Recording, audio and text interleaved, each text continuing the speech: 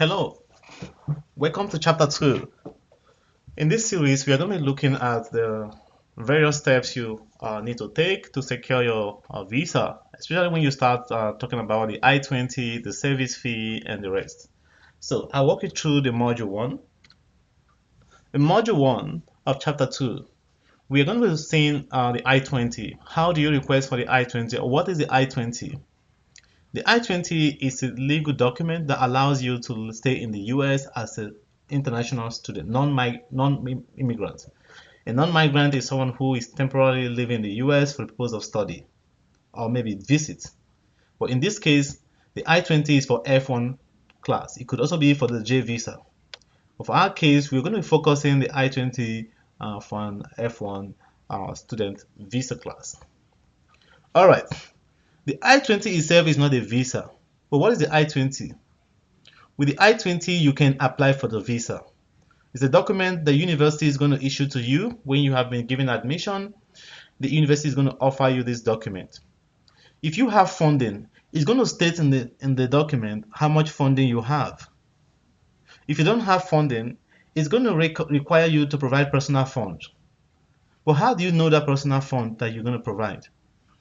It shows the tuition and fees, living expenses, and if you have a dependent, it's going to show how much the cost of living for you and your dependent. And then the total amount of money will be the total amount of money you need to show, which will be recorded in the personal fund tab. We also have other information like the service ID. The I-20 have a service ID. The service ID is the number that is unique to you. With this number, you have to pay your service fee. What is the service fee? I will cover the service fee in the next module.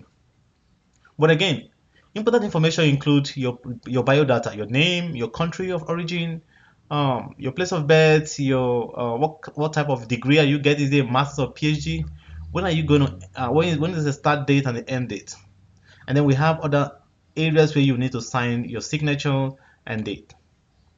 All right. So now that you have secure admission, it's time to request for an I-20. You want to request for an I-20.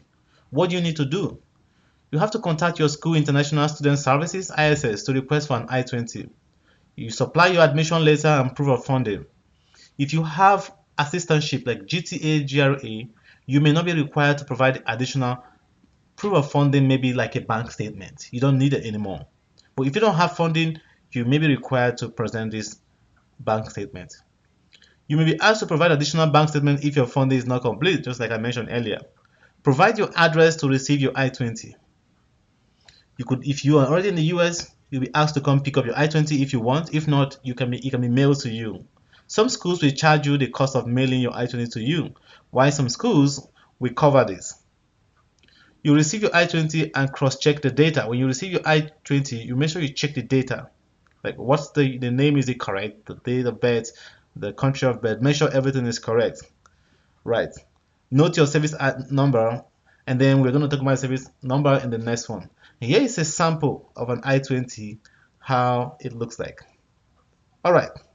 Now that you've secured admission, to summarize, the first thing to do is to request for an I-20, and the best place to reach is the International Student Office. All right.